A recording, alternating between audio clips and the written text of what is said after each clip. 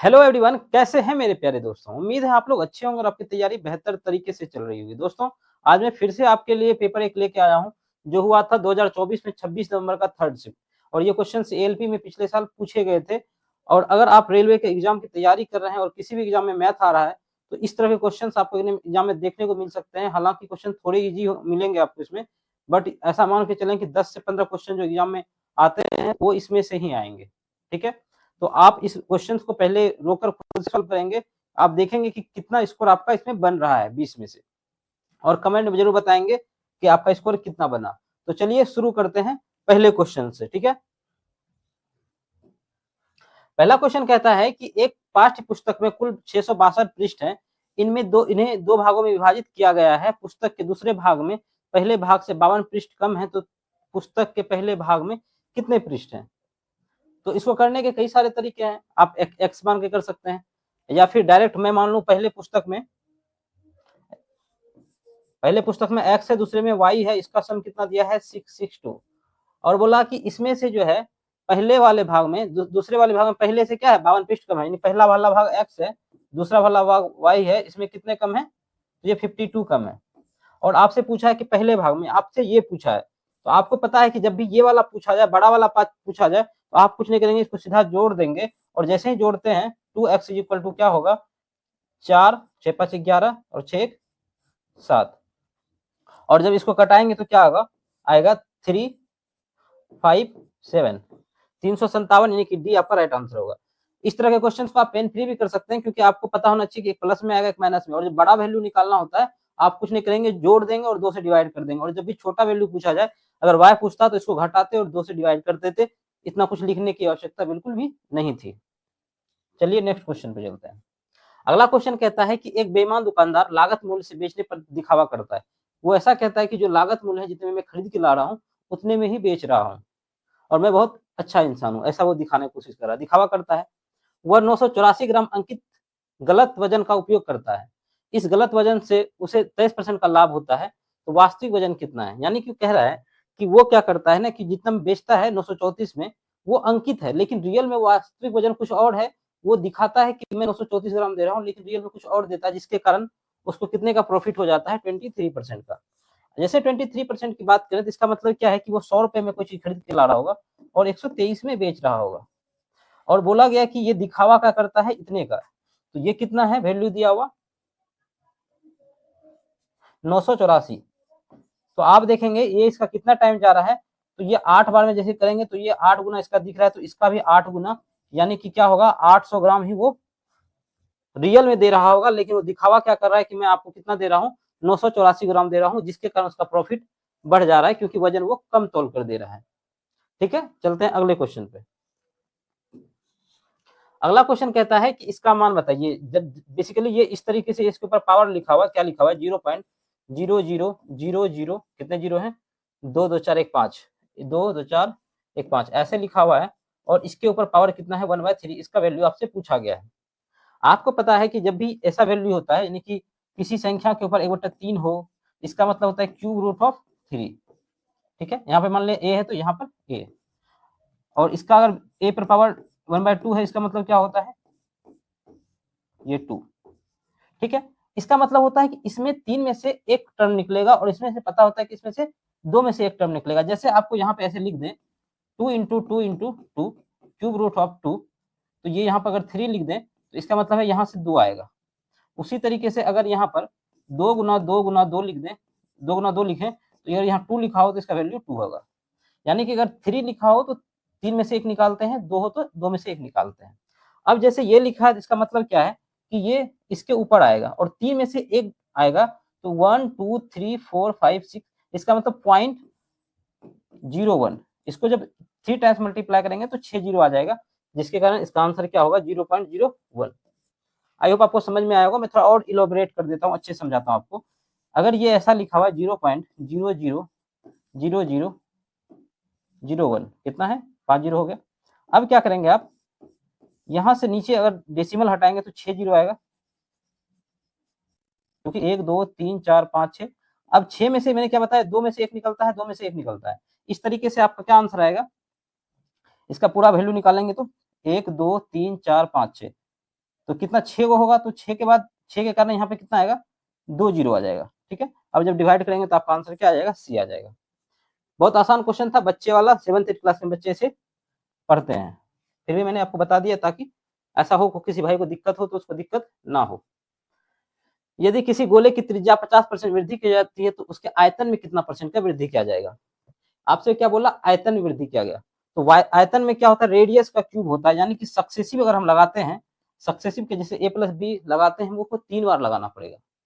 ठीक है, इसका डायरेक्ट 3 वाला भी फॉर्मूला होता है, अगर आप उसको याद नहीं रखना चाहते हैं तो 2 वाले को भी एक बार और 3 बार लगा देंगे, लेकिन 2 बार लगा देंगे। ठीक है, जैसे मैं बताता हूँ, रेडियस क्यूब है जिसके कारण इसमें सक्सेसिव का फॉर्मूला 2 बार लगाना पड़ेगा, जैसे a+b plus a into B बटा 100 परसेंटेज चेंज।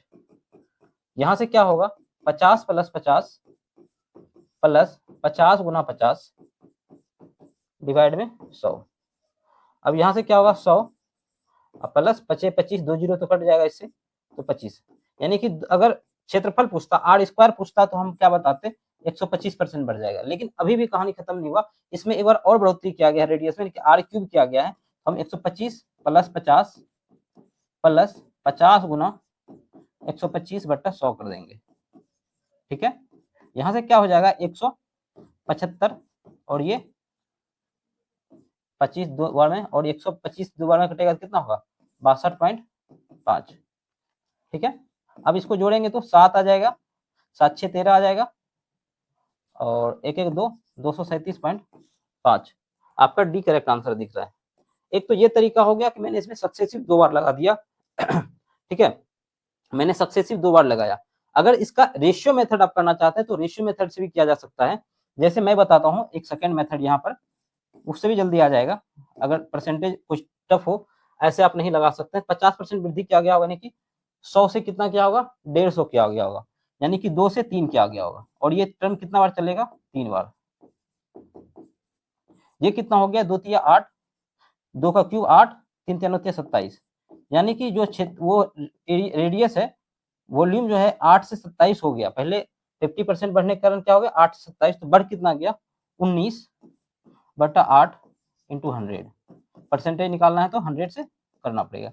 ये क्या हो जाएगा, अब भी करेंगे तो आप क्या होगा, ऐसे 1 बटा 8 12.5 होता है, और जब इसको 19 से मल्टीप्लाई करेंगे क्या होगा 19 नमा 33 से। ठीक है, कुछ गलत तो नहीं किया, 27 19 8 27, 50% वृद्धि। ठीक है, कोई दिक्कत, 3 3 27 और 19 8 27, 19 बढ़ा किस पे 8 पे, तो 8 इसको अगर हम पूरा करें थोड़ा सा, परसेंटेज चेंज निकालना हो तो हम क्या बताएंगे कि 19 बटा 8 गुना 100, क्योंकि ये कितना बढ़ गया होगा 19 बढ़ गया होगा। यहां से आप करेंगे तो 19 दूनी 38, या 1900 को 8 से ऐसे भी कर सकते हैं 4, और ये 25 बार में। ठीक है, और ये फिर मैं इसको 25 से मल्टीप्लाई कर दो तो ये 25 हो जाएगा, ये 25 25 6 से 25 को 29 से करना पड़ेगा। कैलकुलेशन आप किस तरीके से करते हैं, मैं कैलकुलेशन शॉर्ट करने के चक्कर में थोड़ा लेंदी कर दे रहा हूँ। क्या था 19 बटा 8 करना था, और इसका परसेंटेज निकालना था। परसेंटेज निकालने के लिए 100 से मल्टीप्लाई करेंगे, क्या दिखेगा, मैं डायरेक्ट अगर डिवाइड करूँ 9 दूनी 8 दूनी 16, बच गया 3, 3 बचेगा तो 30 आएगा, 8 तिया 24, बच जाएगा 6, जीरो में समझ रहा हूँ 6 अट्ठी 56 पॉइंट यही आता हुआ 237 ही आता नजर आ रहा है, तो आप डायरेक्ट वैसे भी कर सकते हैं। ठीक है, चलते हैं अगले क्वेश्चन पर। अगला क्वेश्चन कहता है कि एक बंद बेलन की त्रिज्या और ऊंचाई का अनुपात 1:3 है, यदि वक्र क्षेत्रफल 294 वर्ग मीटर है और पाई का वैल्यू 22/7 का उपयोग करते हुए संपूर्ण पृष्ठीय क्षेत्रफल ज्ञात करें। जब भी आपसे संपूर्ण पृष्ठीय क्षेत्रफल ज्ञात करने बोले और एक बंद बेलन का, तो आपको पता होना चाहिए फॉर्मूला क्या होता है कि जब हम पृष्ठीय क्षेत्रफल में और नीचे और ऊपर का सरफेस एरिया ऐड कर देते हैं तो कुल पृष्ठीय क्षेत्रफल बनता है। जैसे बेलन क्या है, बेलन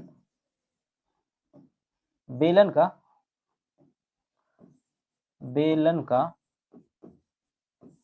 कुल पृष्ठीय क्षेत्रफल क्या होता है, कुल पृष्ठीय क्षेत्रफल क्षेत्रफल, इसको बोलते हैं टोटल सरफेस एरिया, यानी कि TSA। ये होता है 2 pi r h plus pi r square. कितना? 2 पाई आर स्क्वायर। बेलन है तो नीचे ऊपर क्या होता है, एक सर्कल बनेगा, तो यहाँ से 2 पाई आर स्क्वायर, दो सर्कल ऊपर नीचे जुड़ जाएगा तो 2 pi r h plus are, इसका फॉर्मूला होता है टोटल सरफेस एरिया का। ठीक है, जब भी आपको किसी फॉर्मूले में पाई दिखे और पाई का वैल्यू 22/7 रखने को कहे, तो इसका मतलब वो 11 का मल्टीपल आंसर होना चाहिए। हम लोग चेक करेंगे क्या ये 11 का मल्टीपल है, तो नहीं, 5 2 7 और 1, 7 में से 1 जाएगा, नहीं होगा। 11 या तो 11 होना चाहिए या तो 0 होना चाहिए। 4 1 5 8 8 16, 16 में से 5 चला जाएगा 11, ये 11 का मल्टीपल दिख रहा है। 9 8 17, ये नहीं दिख रहा, और ये दिख रहा है, यानी कि ये दोनों में से ही हमारा कोई एक आंसर है, बी या डी। अगर एक ऑप्शन 11 का मल्टीपल नहीं होता तो हम लोग इजीली बता सकते थे आंसर क्या होगा, लेकिन आंसर क्वेश्चन एग्जामिनर ने ऐसा सेट किया ऑप्शन कि आपको क्वेश्चन को पूरा सॉल्व करना पड़ेगा। तो पहले हम लोग क्या करेंगे, हम लोग को दिया है पृष्ठीय क्षेत्रफल। कितना दिया है? पृष्ठीय क्षेत्रफल। पृष्ठीय क्षेत्रफल, बेलन का पृष्ठीय क्षेत्रफल क्या होता है, फॉर्मूला मैं यहाँ लिख देता हूँ। बेलन का पृष्ठीय क्षेत्रफल की अगर हम बात करें, ये होता है 2 पाई आर एच। ठीक है, और ये कितना दिया हुआ है, 2 पाई आर एच का वैल्यू कितना दिया है, ये आपको दिया है 924। 924, तो ये क्या, मैं यहाँ 2 पाई आर एच इस साइड भी लिख सकता हूँ, पाई का वैल्यू 22/7। अब आर और एच क्या है, ये रेशियो में है, तो मैं मान लेता हूँ कि ये इसके साथ एक्स होगा, इसके साथ भी क्या होगा, एक्स होगा। तो यहाँ पर क्या हो जाएगा, आर का वैल्यू कितना होगा, एक्स, और इसका 3x। ये मैंने इस side 2 pi r h equal to 924 लिख दिया। ठीक है, अब मैं क्या करूंगा, 11 22 से कटाऊंगा तो 11 दूनी 22, 11 8 88, 11 चौक 44। ठीक है, यहाँ से 4 दिख रहा है, 62 84 होता है, नहीं 4 से कट रहा हूँ तो 2 1, और ये 3 दिख रहा है तो 3 से ये 7 चला जाएगा। तो हमें ये पता चल गया कि एक्स स्क्वायर का वैल्यू, ये 7 और ये 7, 7 इंटू 7 आ गया, तो एक्स का वैल्यू क्या आ गया मेरे भाई, 7 आ गया। ठीक है, अब जब x पता चल गया तो हमें ये पता चल गया कि त्रिज्या एक के साथ क्या होगा, 1x का वैल्यू त्रिज्या है, तो 1x 7 हो जाएगा, और हाइट की अगर बात करें तो 3x, ये कितना हो जाएगा, 21। ये हमारा रेडियस हो जाएगा और ये हमारा हाइट हो जाएगा। अब हम कुछ नहीं करेंगे, इसी वैल्यू को यहाँ पर रखेंगे और हमारा आंसर आ जाएगा 2 गुना 22/7। रेडियस कितना है, रेडियस 7 है, और h प्लस आर कितना है, 7 21 7 28। यहाँ से 7 से 7 चला जाएगा, 44 इंटू 28 कितना करना है, 28 करना है। अब एक चीज और, इसको मल्टीप्लाई कैसे करते हैं, आप अपने हिसाब से कर सकते हैं। अब क्या करेंगे, इसको आप किस तरह से करते हैं ये आप पे डिपेंड करता है। मैं कहता हूँ कि अगर मैं इसको 11 बना लूँ तो हमारा काम आसान हो जाएगा, क्योंकि 11 से मल्टीप्लाई करने का ट्रिक मैंने आपको बताया कैसे करते हैं। पहले मैं इसको 11 कर लेते हैं, 4 से इसको मल्टीप्लाई करेंगे, 8 चौका 32, और 4 ने 8 1 9। ठीक है, 4 मैंने इससे कर दिया, तो 4 8 चौक 32 और 4 ने 8 1 9, और इसको हम करना है किससे, 11 से मल्टीप्लाई। तो ये क्या होगा, नहीं 4 8 चौक 32, 4 ने 8 3 11, सॉरी यहाँ पे क्या हो जाएगा हमारा, 4 दूनी 8, 4 दूनी 8, 8 चौक 32, मैंने 4 इसको दे रहा हूँ, 4 8 32, 4 4 दूनी 8 और 3 11, और इसको हमें मल्टीप्लाई करना है 11 से। मैंने क्या किया, इसको ये 4 इसमें दे दिया ताकि मल्टीप्लाई हमारा आसान हो जाए। अब क्या करते हैं हम लोग, 2 इसके साथ क्या है 3, फिर ये 2 और ये 1, 1232 आपका क्या होगा, करेक्ट आंसर, यानी कि डी आपका राइट आंसर होगा, बी आपका आंसर नहीं होगा। ठीक है, चलते हैं अगले क्वेश्चन पे। अगला क्वेश्चन कहता है कि यदि किसी पुस्तक के स्तंभ में 9 पंक्तियों में से 36 शब्द हैं तो 51 पंक्तियों में कितने शब्द होंगे। ये तो काफी बेसिक क्वेश्चन हो गया कि 9 में कितने हैं, 36 है, तो पूछ रहा है आपसे 51 पंक्ति में, स्तंभ की 9 पंक्तियों में इतने हैं, तो 51 पंक्ति में कितने होंगे, 51 में कितना होगा। आपसे बोल रहा है ये 4 गुना हो जा रहा है, तो आप बताएंगे ये भी 4 गुना होगा, 4 4 5 को 20, 204 आपका क्या होगा, करेक्ट आंसर होगा। बाकी आप इसे डिवाइड करके भी 51 से मल्टीप्लाई करेंगे तब भी आंसर, आपका लिखने का तरीका है, जब मुझे दिख रहा है ये 4 टाइम्स हो रहा है तो ये भी 4 टाइम्स होगा, बाकी नहीं तो आप 36/9 गुना 51 भी कर सकते हैं, तब भी आंसर सेम आएगा। पहले हमने 1 का निकाल लिया, फिर 51 का, तो एक ही के नियम से भी इसको किया जा सकता है। अगला क्वेश्चन कहता है कि दो संख्याएं 3 और 2 के अनुपात में है उनका एलसीएम और एचसीएफ 24 और 4 है, तो बड़ी संख्या ज्ञात कीजिए। ठीक है, तो बड़ी संख्या क्या है 3, तो आंसर 3 का मल्टीपल होना चाहिए, और 3 का मल्टीपल कौन सा दिख रहा है हमें, 3 का मल्टीपल एक ही दिख रहा है, सी आपका आंसर हो सकता है। बट इसको सॉल्व कैसे करेंगे, इसको मैं सॉल्व करने के 2 बातें आपको बताता हूँ। एक तो आपने ये सीखा होगा कि संख्याओं का गुणनफल गुना बराबर एलसीएम गुना एचसीएफ होता है, तो यहाँ से भी आप कर सकते हैं। मान ले संख्या 3x और 2x है, तो संख्याओं का गुणनफल क्या होगा 6x² इज इक्वल टू 24 गुना 4। यहाँ से आप जो करेंगे तो 6 चौका 24, तो x square equal to x बराबर क्या होगा 4 गुना 4 है, तो एक 4 बाहर निकल जाएगा, तो 4, यानी कि एक्स का वैल्यू हमारा कितना आ गया 4। अब भी आपको पूछा गया बड़ी संख्या, तो आपने क्या माना था 3x माना था, तो 12 आपका अब भी आंसर आ जाएगा। बाकी एक और तरीका है जो मैं आपको बताना चाहता हूँ कि अगर आपको 3 और 2 रेशियो में दिया है और आपसे पूछा जा रहा है, बताया जा रहा है कि एचसीएफ x है, मतलब एचसीएफ 4 है, तो एक ऐसा कॉमन नंबर होगा जो इसमें भी होगा, यानी कि मान के चलते हैं ये x है, तो एचसीएफ हमारा क्या हो जाएगा, ये x का वैल्यू जो 4 है यही हमारा एचसीएफ होता है। अब आपसे पूछा है कि पहली संख्या क्या है, तो आप इसमें रख के भी बता देंगे कि ये 4 गुना हो जाएगा, तो x का वैल्यू 4, तो ये भी 12 हो जाएगा। तो ये तरीका से भी आप कर सकते हैं और इस तरीके से भी कर सकते हैं, और एक ऑप्शन से तो क्वेश्चन देखते ही सोल्व हो जा रहा है, क्योंकि आंसर 3 का मल्टीपल होना चाहिए। ठीक है, और ये सारे क्वेश्चंस पूछे गए हैं, आप ये नहीं कह सकते कि इस तरह के क्वेश्चंस आसान क्वेश्चंस नहीं पूछे जाते, इस तरह के क्वेश्चंस पूछे गए हैं। ठीक है, ये क्वेश्चन दिख रहा है, नहीं दिख रहा है तो मैं आपको समझा देता हूँ उसमें दिया हुआ क्या है। बाकी क्वेश्चन काफी आसान है, अगर वैसा कुछ कठिन क्वेश्चन रहेगा तो मैं आपको अलग से ऐड करके बताऊंगा। ठीक है, कुछ कैमरे में प्रॉब्लम है जिसके कारण ये आपको विजुअल नहीं हो रहा होगा।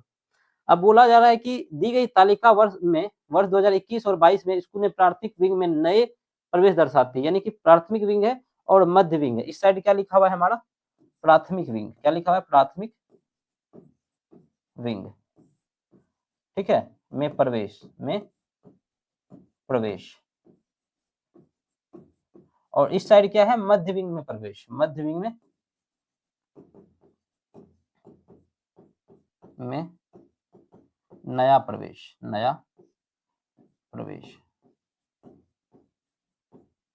ठीक है मेरे भाई, आपसे पूछा है कि दोनों वर्ष में कुल कितने नए प्रवेश हुए। यहाँ पे एक क्वेश्चन छूटा हुआ है, यहाँ पर दिया है कि दोनों वर्ष में कुल कितने प्राथमिक विंग में, कुल कितने प्राथमिक विंग में क्वेश्चन में थोड़ा सा मिस्टेक है, प्राथमिक विंग में प्रवेश हुए। तो आंसर इसके नीचे दिख रहा है, ये 25 है और ये 12 है, 25 12 कितना होता है 37, तो 37 आपका आंसर हो जाएगा। क्वेश्चन देख के सॉल्व करने वाला था, आसान था। अगर आपको नहीं दिख रहा तब भी आपको टेंशन लेने की जरूरत नहीं है। अब ये देखिए कितना आसान क्वेश्चन, कितना सिंपल क्वेश्चन पूछा है। अब बोला है ए बी का रेशियो 3:4 है और बी और सी का 4:1 है, तो ए बी सी का वैल्यू बताइए। यहाँ आप ध्यान से देखेंगे तो बी की जगह पे 4 दिया हुआ है, यहाँ पे बी की जगह पे भी 4 दिया है, इसका मतलब बी चेंज है, कांस्टेंट है, तो हमारा कुछ नहीं, ए बी सी का रेशियो 3:4:1 ही हो जाएगा, क्योंकि बी हमेशा सेम है। अगर सेम नहीं रहता तो हम लोग सेम करने के लिए सेम चीज से मल्टीप्लाई करते हैं, यहाँ पे जो चीज नहीं होता वहां करते हैं, वहां जो चीज नहीं होता यहाँ करते हैं। ठीक है, तो ये आसान क्वेश्चन था। बाकी मैंने आपको बताया भी है कि क्या होता है, ये इसके साथ मल्टीप्लाई होता है, ये भी मैंने बताया था आपको, इससे थोड़ा अच्छे लेवल का था वो। ये इसके साथ मल्टीप्लाई होता है, ए बी होता है प्लस बी इंटू बी होता है इंटू बी इंटू सी होता है। ठीक है, तो ये तो आसान था, तो देख के ही हो गया। बाकी अगर रहेगा तो आप ऐसे करेंगे, ये भी ओरली करने की कोशिश करेंगे। 3 के साथ क्या मल्टीप्लाई होगा 4, तो आप ऐसे भी करेंगे तब भी, लेकिन ये कट जाएगा, क्यों कट जाएगा 4 को फिर 4 से करेंगे 16 और 4 को 1 से करेंगे 4, तो अब भी ये कट के क्या होगा 3:4:1, तब भी आप ओरली भी कर सकते हैं अगर 4 की जगह कुछ और डाटा होता तो। अगला क्वेश्चन कहता है यदि किसी आंकड़े का माध्य 28.5 है तथा माध्यक 32 है, तो अनुभवजन्य सूत्र का प्रयोग कर बहुलक ज्ञात करें। जब भी अनुभवजन्य सूत्र बोले आपको या इंपेरिकल फॉर्मूला बोले तो ये चीजें काफी आसान हो जाती है। क्यों? तो आपको फॉर्मूला पढ़ाया जाता है स्टैटिस्टिक्स में, यानी कि सांख्यिकी में, कि बहुलक बराबर क्या होता है, बहुलक बराबर 3 गुना माध्य का माइनस 2 माध्य। इंग्लिश में अगर हम बात करें तो मोड बराबर हमारा क्या होता है, मोड बराबर 3 into median minus 2 into mean. ठीक है, अब आपसे बहुलक पूछा है तो बस आपको इस फॉर्मूले में रखना है कि माध्यिका कितना, यहाँ माध्यक भी देता है कई बार, तो माध्यक को आपको समझना है कि माध्यिका ही लिखा हुआ है, माध्य रहेगा तो माध्य समझना है, लेकिन माध्यक लिखा हुआ उसका मतलब माध्यिका ही होता है। तो आप 3 इंटू 32 करेंगे और माइनस 2 इंटू 28.5, तो ये कितना हो जाएगा 96, और ये 28×56 एक 57। जब इसमें से आप घटाएंगे तो क्या होगा, 16 में से 7 जाएगा 9, और ये 8 में से 5 चला जाएगा तो 3, तो 39 क्या होगा आपका करेक्ट आंसर, यानी कि डी आपका करेक्ट आंसर होगा। आसान क्वेश्चन था, बस आपको ये फॉर्मूला याद रखना है। क्या फॉर्मूला मैंने बताया,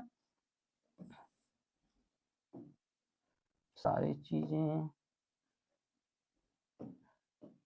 ये जो फॉर्मूला मैंने आपको बताया, बस ये फॉर्मूला आपको ध्यान में रखना है कि बहुलक बराबर क्या होता है, 3 गुना माध्यिका माइनस 2 माध्य। आसान क्वेश्चन था। चलते हैं अगले क्वेश्चन पे। अगला क्वेश्चन बोलता है कि x की आय y से 60% अधिक है और y की आय z से 40% अधिक है, तो x, y और z, तो x की आय z से कितने परसेंट अधिक है। आप लिखेंगे क्या, पहले लिखेंगे x, क्या लिखेंगे मेरे भाई, लिखेंगे x, दूसरा लिखेंगे y और तीसरा लिखेंगे z। अब रिलेशन क्या है, बोला कि x की आय y से 60% अधिक है, यानी कि ये 100 है तो ये कितना है 160 है, ठीक है। y की आय z से 40% अधिक है, y की आय कितनी है, z से 40% अधिक है, यानी 140 है, तो ये 100 है। आप कहेंगे मैं पूरा क्यों लिख रहा हूँ, आप यहाँ से जब रेशियो काट देंगे तो क्या होगा, 0 से 0 चला जाएगा, ये 8:5 होगा और ये 7:5 होगा। तो हमें क्या पता चल गया, एक्स वाई जेड ये कितना है 8, 5 और 7, 5। बाकी इसको और भी दूसरे तरीके से किया जा सकता है, पहले हम लोग रेशियो तरीके से देखते हैं। 8 7 56, क्योंकि इसके साथ मल्टीप्लाई होता है, एक्स वाई जेड का रेशियो कितना हो जाएगा, ये 35 और ये 25। अब आपसे पूछा है कि x जो है z से कितना प्रतिशत अधिक है, तो कितना अधिक दिख रहा है, तो हमें ये दिख रहा है कितना, मैं इसको थोड़ा सा क्लियर कर देता हूँ। रेशियो मैंने निकाल लिया, ठीक है, कितना अधिक है, तो दिख रहा है 25 तो दिख रहा है प्लस 6, 31 अधिक है कितने पे, 25 पे, और इसी का क्या निकालना है, परसेंटेज निकालना है। परसेंटेज निकालने के लिए ये चेंज कर देंगे, मैंने क्या किया, इसमें से इसको घटाया तो ये कितना आ गया 31, ठीक है। अब ये 25 चौका 100, ये कितना बार में चला जाएगा, 4 4 12, 124% क्या हो जाएगा, अधिक हो जाएगा। ये आपका डी करेक्ट आंसर होगा, ठीक है। ये मैंने क्या किया, ratio x y y z का निकाला, वहां से हमने बता दिया कि एक्स वाई से कितना परसेंट, एक्स जेड से कितना प्रतिशत अधिक है। बाकी दूसरा तरीका आप डायरेक्ट करना चाहेंगे तो तब भी कर लेंगे। आपको बोला गया है क्या, आप उल्टा चलेंगे, यहाँ से बोला गया है कि एक्स वाई जेड, मैं डायरेक्ट वैसे भी कर सकता हूँ, एक्स वाई जेड, तो बोला कि y जो है z से 40% अधिक है, ये 100 है तो ये 140 है, ठीक है। अब बोला कि ये इससे 60% अधिक है, तो 60% निकालने के लिए इसमें जोड़ेंगे कितना, 84, यानी कि इसका 60% निकाल लेंगे, कितना होगा 84, और जब इसमें जोड़ेंगे तो ये कितना आ जाएगा, इसमें 84 जोड़ेंगे तो 4, 8 4 12 और 2, तो अब ये इससे कितना अधिक है, तो 124 अधिक है, और परसेंटेज पूछ रहा है तो नीचे 100 किससे तुलना कर रहे हैं, जेड से, परसेंटेज निकालना है तो 100, तब भी आपका आंसर क्या आएगा, 124% आ जाएगा, ठीक है मेरे भाई। आसान था, कोई दिक्कत वाली बात इसमें नहीं है। चलते हैं अगले क्वेश्चन पे। अगला क्वेश्चन कहता है कि एक साइकिल चालक 4 मिनट 10 सेकंड में 2.5 किलोमीटर चलता है, तो समान चाल से 6 किलोमीटर चलने में कितना समय लगेगा, ठीक है। तो एक साइकिल चालक क्या कर रहा है, 4 मिनट 10 सेकंड में 2.5 किलोमीटर चलता है, ठीक है, तो 6 किलोमीटर चलने में से कितना मिनट का टाइम लगेगा।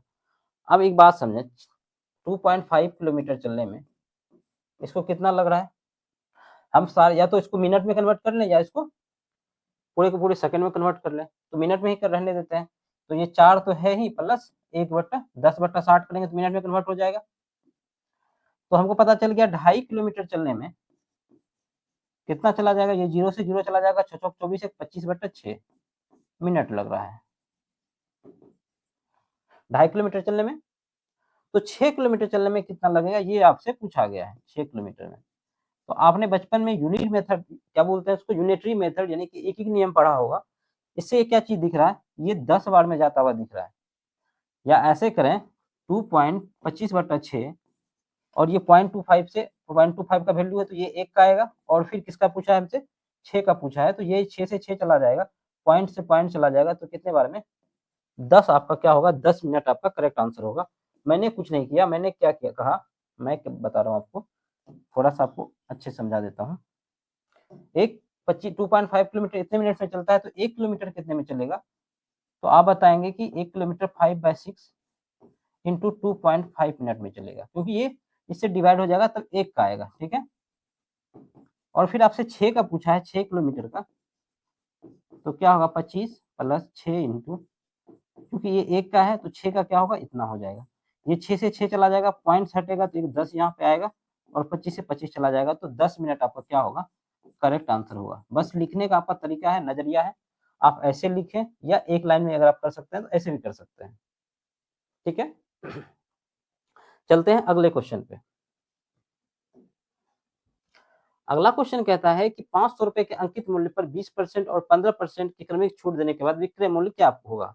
आपसे पूछा है विक्रय मूल्य, क्या पूछा है, विक्रय मूल्य, विक्रय मूल्य जिसको क्या बोलते हैं हम लोग, एसपी बोलते हैं।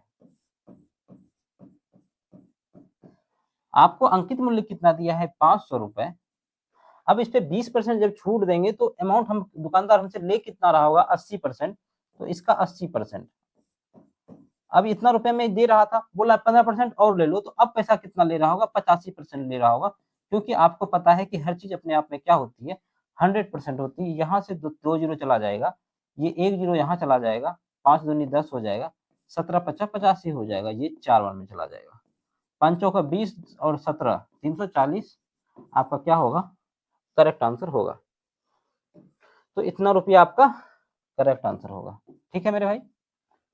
आई होप आप लोग को समझ में आ रहा होगा। अगर समझ में आ रहा है तो वीडियो को लाइक करके चैनल को सब्सक्राइब जरूर कर लेंगे आप लोग, क्योंकि ये एग्जाम ओरिएंटेड ही है, क्योंकि इसी तरह के क्वेश्चंस पूछे जाते हैं, तो कोई ये ना कहे कि क्वेश्चंस आसान है। आसान और मुश्किल कुछ नहीं होता, स्टूडेंट पे डिपेंड करता है, किसी स्टूडेंट को ये भी चीज कठिन लग रहा होगा, लेकिन अगर आप कर पा रहे हैं 20 में 15-16 भी, तो आप ठीक कंडीशन में हैं, आप एग्जाम तक पूरा भी कर पाएंगे अगर आप लगे रहेंगे तो, ठीक है। बहुत मुश्किल चैलेंजिंग क्वेश्चंस नहीं पूछे जाते हैं, बस डेली लाइफ से रिलेटेड ही क्वेश्चंस आपसे पूछा जाता है, ठीक है। चलते हैं अगले क्वेश्चन पे। अगला क्वेश्चन कहता है 8 पुरुष 12 महिलाएं एक दीवार को 10 दिनों में बनाती है, 6 पुरुष और 8 महिलाएं उसी दीवार को 14 दिन में बना सकती है, तो एक महिला अकेले उस पुरुष से कितने दिन अधिक टाइम लेगी, ठीक है। थोड़ा सा इसको हम लोग छोटा कर लेते हैं।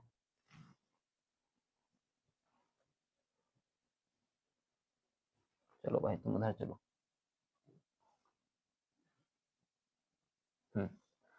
अब इसको आप कैसे करते हैं, मैं जो तरीका बताऊंगा आपको, एक लाइन में भी आंसर आ सकता है, और ये क्वेश्चन ऐसा है कि हर एक स्टूडेंट को इसमें टाइम लगता ही लगता है, लेकिन मैं जो ट्रिक इसमें बताऊंगा आपको लास्ट में, तो वो आप देखना कि वो काफी बेनिफिशियल है।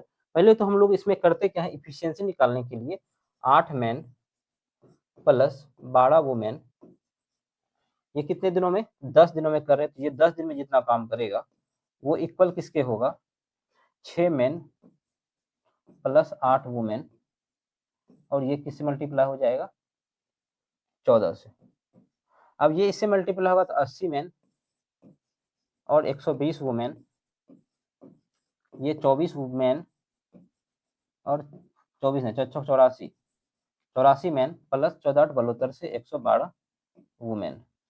तो मैन को इस साइड लेके आएंगे या इस साइड मैन को भेज देंगे, तो 80 इस साइड आ जाएगा तो 4 मैन हो जाएगा, और ये इस साइड आएगा तो 8 वुमेन हो जाएगा। तो वुमेन से मैन का रेशियो क्या आ जाएगा, 4/8, यानी कि 1/2 हम लोग बोल सकते हैं, ठीक है। यानी कि हमें ये पता चल गया कि जब मैन 1 यूनिट काम, जब मैन 2 यूनिट काम करता है, तो वुमेन जो है, महिलाएं जो है, वो 1 यूनिट काम करती है। हमें इससे इफिशियंसी पता चल गया। लेकिन क्या इतना लिखना आवश्यक है, तो नहीं। आपको सिर्फ और सिर्फ जब भी क्वेश्चन इस तरह का दिखे, तो आपको ध्यान रखना है कि जो 10 दिनों में कर रहा है, तो आपको मल्टीप्लाई करना है।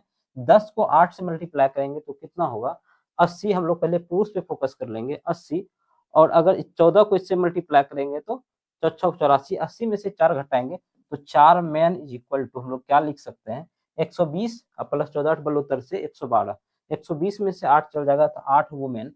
तो यहाँ से हम लोग एक लाइन में मेन और वुमेन का इफिशियंसी निकाल सकेंगे मेरे भाई, जो आपको टाइम बचाने का काम करेगा।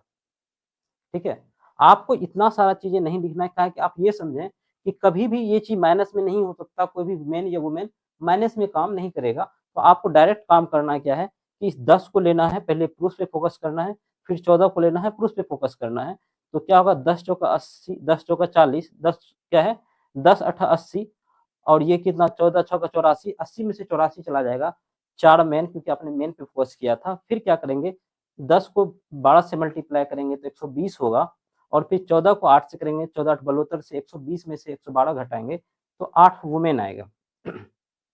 आपको पता चल गया कि 4 मेन 8 वुमेन के बराबर है। जब आप इसको यहाँ रेशियो निकालेंगे तो ये पता चल जाएगा कि ए का इफिशियंसी क्या है और मेन का इफिशियंसी क्या है और वुमेन यानी कि महिलाएं का इफिशियंसी क्या है। जब ये हो गया, जब आपको ये पता चल जाएगा तो आपको ये सारी चीजें लिखने की आवश्यकता नहीं है।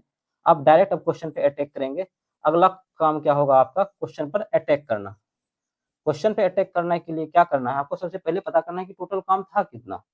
आप मेन पे फोकस करें या क्या है, मेन 2 यूनिट काम कर रहा है तो 8 दिन में 8 पुरुष कितना करेगा, 16 यूनिट काम करेगा। और वुमेन की अगर बात करें तो 12 वुमेन एक यूनिट काम करती है तो 12, और दिन कितना लग जा रहा है 10। आप पहले कंडीशन से करें या दूसरे कंडीशन से करें, टोटल टाइम टोटल वर्क जो है ये हम क्या निकाल रहे हैं, टोटल वर्क निकाल रहे हैं। तो हमारा टोटल वर्क क्या आ जाएगा, 14 8 28 280, यानी कि हमारा टोटल वर्क 280 यूनिट हो गया। अब महिलाएं क्या है, कहता है एक महिलाएं कितना यूनिट काम कर रही है, एक महिला 1 यूनिट और पुरुष कर रहा है 2 यूनिट। अब आपसे लास्ट में क्वेश्चन में पूछा है एक महिलाएं अकेले पुरुष से कितने दिनों में अधिक टाइम लेगी। तो महिलाएं कितना टाइम लेगी, पुरुष पहले देखते हैं, महिलाएं पूछा गया है कि महिला जो अकेले एक पुरुष से कितना, महिला पहले महिला निकाल लेते हैं हम लोग। महिला, आपको पता है कि एक महिला अगर निकाल रहे हैं हम लोग तो 280 काम करवाना है, एक महिला 1 यूनिट काम कर रही है तो इसको 280 दिन ही लगेगा, 280 दिन। जबकि पुरुष की अगर हम बात करें, एक पुरुष कितना यूनिट काम कर रहा है, 2 यूनिट, 280/2 यानी कि 140 दिन आएगा। ठीक है मेरे भाई, अब आपसे यही पूछा है कि इसको कितना ज्यादा दिन टाइम लगेगा, तो 280 में से 140 घटा देंगे तो डी आपका यानी कि 140 दिन आपका करेक्ट आंसर होगा। ठीक है, यानी कि इस क्वेश्चन में आपको ये लिखना है, फिर टोटल वर्क निकालना है और फिर ये, लेकिन ये काम आप मेंटली करेंगे तो आपका आंसर जल्दी आएगा। आप अच्छे क्वेश्चंस के लिए टाइम निकाल पाएंगे, क्योंकि आपको पता होना चाहिए अगर एग्जाम में 2-3 क्वेश्चन अच्छे पूछ दिए गए, वो तभी आप कर पाएंगे जब आपके पास टाइम पर्याप्त होगा, चाहे वो काफी कैलकुलेटिव हो या कोई नया कॉन्सेप्ट हो। क्योंकि जब आपके पास टाइम बच जाता है तो आप ऐसे क्वेश्चंस को भी कर देते हैं जो आपको नहीं आ रहा होता है या काफी डिफिकल्ट हो, और जब टाइम नहीं बचता है तो आप आता हुआ क्वेश्चन भी छोड़ देते हैं या गलत हो जाता है। इस बात को आपको ध्यान रखना है कि एग्जाम में आपको टाइम बचा के चलना है, आपको स्मार्ट अप्रोच लेके चलना है कि ताकि आपका टाइम बचाया जा सके। ठीक है, अब आपसे बोला गया कि इसका वैल्यू निकालिए, तो आप ये लिखा हुआ कैसे है, अब हो सकता है किसी भाई को समझने में दिक्कत हो रहा हो। ये 4.33 लिखा हुआ है, 4.33 लिखा हुआ है, 2.26 इंटू 2.26 और डिवाइड में क्या है 1.68। आप इसको सॉल्व करें तो मैं थोड़ा सा पानी पी लेता हूं। ठीक है,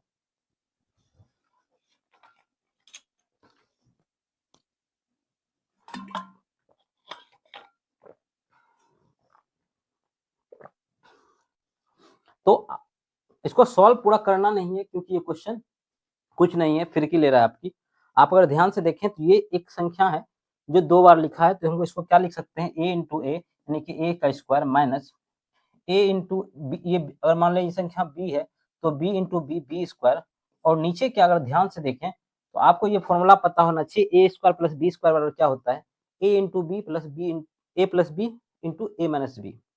अब ये ध्यान से हम लोग देखेंगे कि इसका फॉर्मूला क्या होता है, तो a plus b a into b. आपसे क्या किया है एग्जामिनर ने, एक टर्म उठा के यहाँ रख दिया, या तो प्लस वाला रखा होगा या माइनस वाला रखा होगा। यानी कि अगर आपसे आपसे ये सॉल्व करने के लिए कह दे a प्लस बी, तो इसका आंसर क्या होगा, ये वाला टर्म यहाँ आ गया तो आंसर a माइनस बी होगा। अगर ये वाला टर्म a माइनस बी यहाँ लिख दे तो हमारा a माइनस बी अगर उठ के यहाँ आएगा तो यहाँ हमारा क्या होगा, a प्लस बी होगा। ठीक है, ये क्या हो रहा है बोर्ड में। तो आपको ध्यान क्या रखना मेरे भाई कि दोनों में से कोई एक चीज दे सकता है, तो मैं इसको क्लियर कर दे रहा हूँ। अब आपको समझ में आ गया होगा कि ये a plus b, a minus b पे दिया गया है। तो आप ध्यान देखेंगे ये क्या है, ये इसमें से घटने के बाद आया होगा, क्योंकि 25 में से, तो इसका आंसर डायरेक्ट प्लस वाला होगा। मैं प्लस कर दूंगा किसको, इसको और इसको, तो क्या होगा 5, 4.3, 2.65। जब आप इसको मल्टीप्लाई करेंगे तो क्या होगा 5, 9, ये 8, 9 और ये 6, 6.98 आपका बी करेक्ट आंसर होगा। आसान था।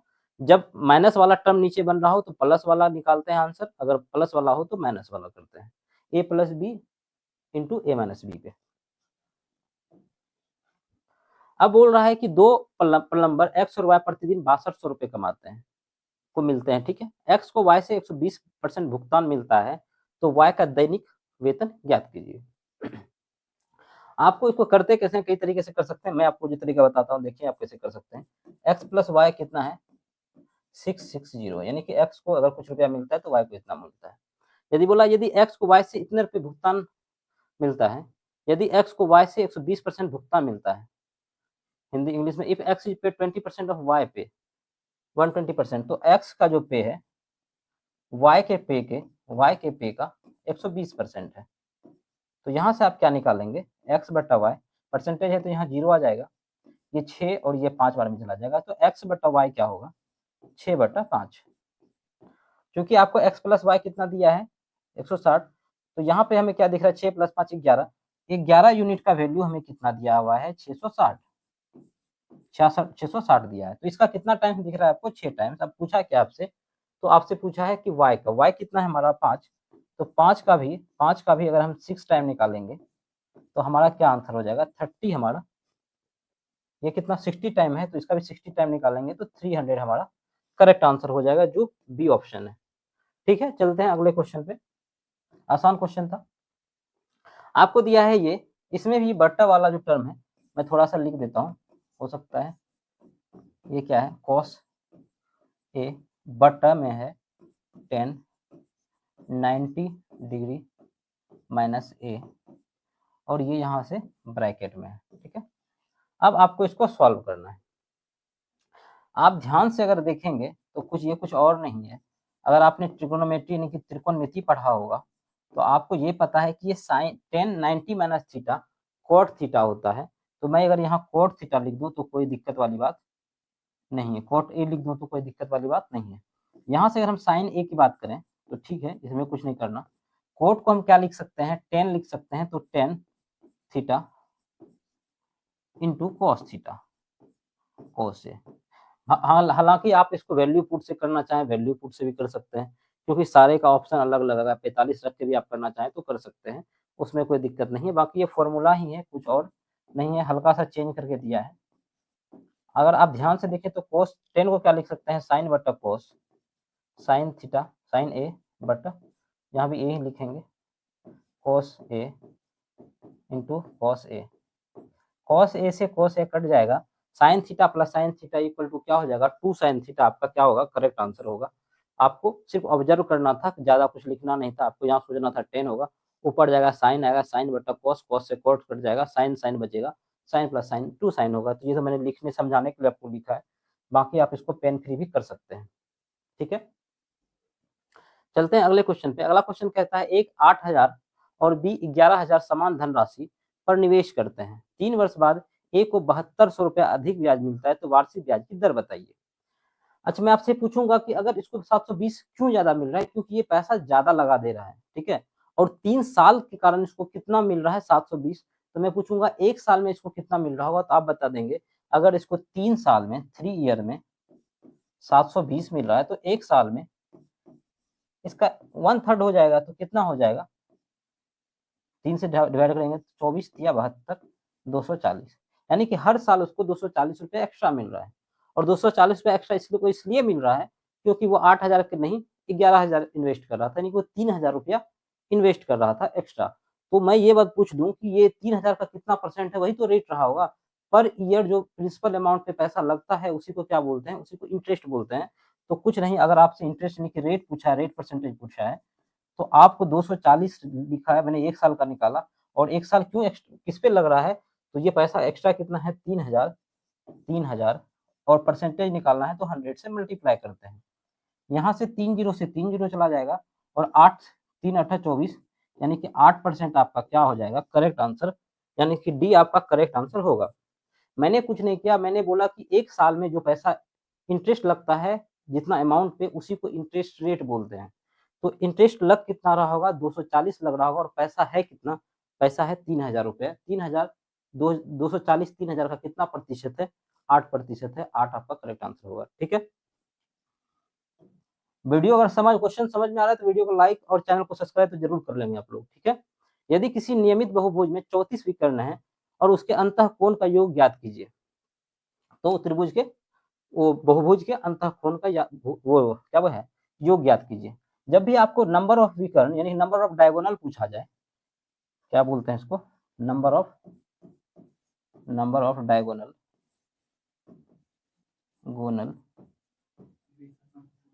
इधर बोलेंगे विकर्णों की संख्या, विकर्णों की संख्या। इसका फॉर्मूला क्या होता है मेरे भाई, ये होता है n इंटू एन माइनस 3/2। ये अगर आपको फॉर्मूला याद है तो आधा रास्ता आपका आसान हो गया। ठीक है, ये बात आपको पहले पता होनी चाहिए। फिर आपको ये बात और पता होना चाहिए क्या, कि त्रिभुज के अंतःकोणों का योग क्या होता है, क्या बोलते हैं त्रिभुज के अंतःकोणों का योग, अंतःकोणों का योग, कोण का योग, इसको इंग्लिश में बोलते हैं सम ऑफ, बहुभुज होगा, यहाँ पर त्रिभुज नहीं लिखना है हमें, बहुभुज होगा। ठीक है, बहुभुज यानी जिसकी भुजाएं बहुत सारी हो उसको बहुभुज बोलते हैं। तो इसको क्या बोलेंगे, sum of all interior angle of a polygon. मैं इंग्लिश हिंदी दोनों बता रहा हूँ ताकि आपको दिक्कत ना हो। पॉलीगन ये होता है n-2 इंटू 180 डिग्री। ठीक है, अगर ये दोनों फॉर्मूला है अगर आपको पता तो क्वेश्चन आपका उम्मीद है आप इसको सॉल्व कर लेंगे, कुछ बड़ी बात नहीं है। बस क्वेश्चन सॉल्व करते टाइम भी आपको क्या रखना है, कुछ स्मार्ट अप्रोच रखना है जिससे कि आपको कैलकुलेशन करने में सहूलियत हो, आंसर आपका जल्दी आए। ये दो बातें आपको पता होनी चाहिए क्वेश्चन को सॉल्व करने से पहले। ठीक है, अब हम बात करते हैं रखना, आंसर निकालने पर काम करते हैं। अगर n इंटू एन माइनस 3 का वैल्यू कितना दिया है, n इंटू एन माइनस 3/2 का वैल्यू कितना दिया है 35, तो ये दो इस साइड आएगा तो क्या होगा n माइनस 3/3 इक्वल टू 70। आपको एक बच्चा होगा जो n को इससे मल्टीप्लाई करेगा और पूरा क्वाड्रेटिक इक्वेशन बनाकर कंफ्यूज रहेगा एग्जाम में, अब इसको कैसे करें, क्योंकि एग्जाम में प्रेशर भी होता है। तो यहाँ से एक बच्चा अस्थिर ध्यान से ये सोचेगा कि ये 70 को हम कैसे ब्रेक कर सकते हैं कि जिसका डिफरेंस 3 है। तो कोई भी बच्चा बता देगा 10 और 3, यानी कि 10 और 3 का डिफरेंस कितना होता है, 10 और 7 का डिफरेंस 3 होगा। तो इसका मतलब n का वैल्यू 10 रहा होगा और इसका वैल्यू 7 रहा होगा। तो हमें पता चल गया n जो है नंबर ऑफ साइड होता है, तो n क्या है हमारा नंबर ऑफ साइड यानी भुजाओं की संख्या, वो निकल के आ गया 10। अब हम इसमें रखेंगे 10 को, तो ये वाले फॉर्मूले में, तो 10 माइनस 2 इंटू 180, तो 8 में से 18 को 180 को मल्टीप्लाई करेंगे तो 18 8 44 1440 1440 आपका करेक्ट आंसर होगा। 18 8 44 से 18 8 जा 144। ठीक है, आई होप आपको क्वेश्चन समझ में आया होगा। क्वेश्चन में कुछ नहीं था, सिर्फ फॉर्मूला आपको अप्लाई करना था, बस थोड़ा सा स्मार्ट अप्रोच के साथ। अगला क्वेश्चन कहता है कि दिए गए आंकड़े में 11 16 33 15 61 51 19 71 75 21 17 का माध्यक ज्ञात कीजिए। मैंने आपको थोड़ा देर पहले बोला था कि माध्यक, माध्य और माध्यिका, इसमें आपको कंफ्यूज नहीं करना है। माध्यक लिखा हो तो आपको इसी को यही समझना है कि ये माध्यिका भी है, क्योंकि जब भी आपको माध्य देगा तो माध्य माध्य माध्य ही रहेगा, उसमें छेड़छाड़ नहीं होता है। लेकिन हिंदी वाले को थोड़ा सा दिक्कत हो जाता है कि ये माध्य है या माध्यिका है या माध्यक है। माध्यक है क्या, माध्यक कुछ नहीं है, माध्यक एक माध्यक है, माध्यक एक माध्यिका है, यानी कि मीडियन है। हिंदी इंग्लिश वाले को कभी दिक्कत नहीं होगा क्योंकि हर जगह मीडियन ही लिखा होता है, लेकिन हिंदी में कभी माध्यिका लिख देता है और कभी माध्यक लिख देता है। अब बोला गया है आपको इसका वैल्यू निकालिए, माध्य क्या होता है। माध्य कुछ और नहीं होता है, जब भी आप किसी नंबर को सीक्वेंस में लगाते हैं, बहुत सारे नंबर को सीक्वेंस में, इसमें बढ़ते क्रम में, मान के चले 1 है, 2 है, 3 है, 4 है, 5 है, 8 है, 17 है, बढ़ते क्रम में आपको लगाना, और जो बीच वाला टर्म होगा वही आपका क्या होगा, आंसर होगा। लेकिन कई बार ऐसा होता है कि बीच में टर्म होता ही नहीं है, क्योंकि 10 टर्म है, तो बीच वाला टर्म 5वां और छठा होता है, तो उसको जोड़कर हम लोग निकालते हैं। तो चलिए हम लोग इसको करते हैं, क्या है। अब हम लोग देखेंगे कि कितना टर्म है इसमें, 1 है, 2 है, 3 है, 4 है, 5 है, 6 है, 7 है, 8 है, 9 है, 10 है। तो संयोग से इसमें भी कितने टर्म्स मिल गए, 10।